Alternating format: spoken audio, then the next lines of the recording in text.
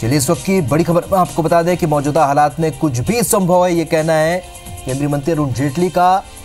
US Laden को पाकिस्तान में घुसकर मार सकता है, तो कुछ भी संभव हो सकता है। मौजूदा हालात में कुछ भी संभव है, ये बयान आया है केंद्रीय मंत्री अरुण जेटली का। तो यूएस लादेन को पाकिस्तान में घुसकर जब मार सकता है तो कुछ भी संभव है, ये उन्होंने कहा है।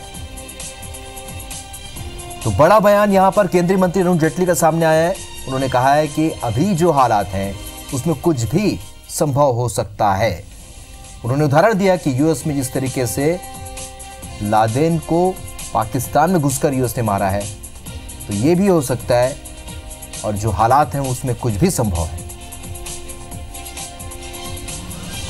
वरिष्ठ पत्रकार रमेश नैयर इस वक्त हमसे फोन लाइन पर चर्चा के लिए जुड़ चुके हैं।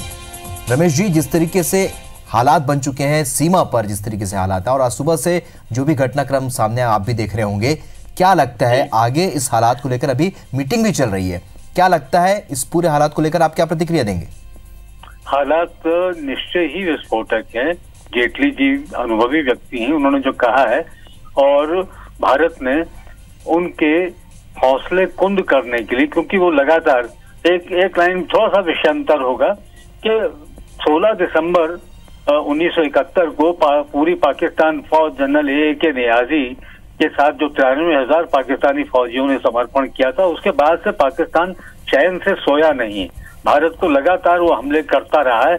उसके इतनी ताकत नहीं है कि मैदान में उतर करके या सीधा युद्ध कर सके, इसलिए उसने माध्यम बनाया, आतंकवादियों को उनको पाला पोसा, उनको प्रशिक्षित किया, और वो लगातार चल रहा है। इसलिए दोनों जो 14 फरवरी को जो हुआ हमला हमारे उस पर, तो उसमें भी उनके वो आतंकवादी पाले पोसे गए थे। तो भारत ने जाकर के सही ठिकाने पर हमला तो किया है, और वो उसमें काफी हद तक कारगर भी हुआ है। लेकिन पाकिस्तान की तरफ से लगातार आशंकाएं बनी हुई हैं, वो भी कहीं ना कहीं, और क्योंकि वो सीधे लड़ने की स्थिति में अभी भी नहीं है, वो करेंगे हमला, कवर देंगे अपने टेररिस्ट को। जो उन्होंने मुझे ये खतरा लगता है कि अपने देश के भीतर भी उन्होंने जो आतंकवादियों को भेजा हुआ है पहले से, उनसे भी सतर्क रहना, हमको 2 मोर्चों पर लड़ने की चौकसी बरतनी पड़ेगी कि भीतरी जो आतंकवादी है उनको भी ठिकाने, और किया भी है, अलग अलग जगह से पकड़े गए जैश के लोग। तो पाकिस्तान की पहचान पूरी दुनिया में एक आतंकवादी देश और आतंकवादियों का निर्यातक देश के रूप में बन चुकी है। तो भारत को ये सबसे बड़ा विश्व में सामरिक लाभ ही है कि विश्व भारत के साथ में। रही बात ये कि क्या लादेन की तरह तो अमेरिका जैसी महाशक्ति, उनके जो नेवी के सील्स थे, उन्होंने जाकर के बिल्कुल पिन पॉइंट किया, गए, उसको उठा करके ले आए, और उठा करके ले जाकर के समुद्र में या कहाँ पर जहां भी उन्होंने दफन कर दिया होगा, वो केवल अमेरिकन इंटेलिजेंस है, आर्मी इंटेलिजेंस, उसको ही मालूम है, और विश्व में किसी को मालूम है। उतनी सामर्थ्य हमारे भीतर है कि नहीं है, ये आकलन करना पड़ेगा। भारतीय फौज पर, भारतीय सेना पर, भारतीय सेना की इंटेलिजेंस पर मुझे पूरा भरोसा है, पूरा विश्वास है। जितने युद्ध हुए हैं उनमें, सिवाय 1962 में, जो कि एक फरेब के साथ नवंबर 1962 में चीन ने किया था, हम कभी पराजित नहीं हुए। हमने सामना किया है और फिर पलट करके वार किया, और पलट करके वार करने के बाद हम विजयी हुए हैं। तो मुझे लगता है कि ये थोड़ा सा लंबा चलेगा ये संघर्ष, ये लड़ाई लंबी चलेगी, लेकिन बड़ी लड़ाई नहीं, बड़ा युद्ध नहीं होगा, ये ऐसी झड़पें चलेंगी। जी नैयर जी, क्या लगता है जो 1971 और 1999 में जो हालात थे, क्या आप देख पा रहे हैं, क्या उसी तरह के हालात वर्तमान में आप देख पा रहे हैं?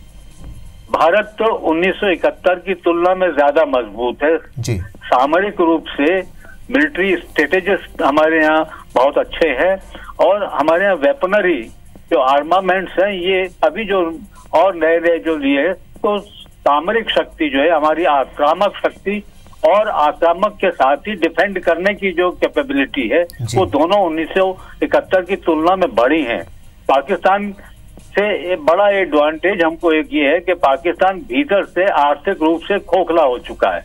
वो 8-15 दिन भी लड़ाई को झेल नहीं पाएगा।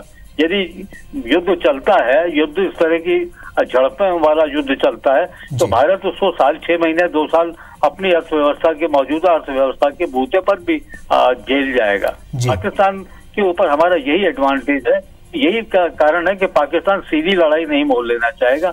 वही दो चार लोगों को या कोई हमारा छोटा मोटा हेलीकॉप्टर को गिरा दे, घुस करके जा करके गांव में कुछ बमबारी करके आ जाए, तो उससे एक देश में और क्रोध भड़कता है।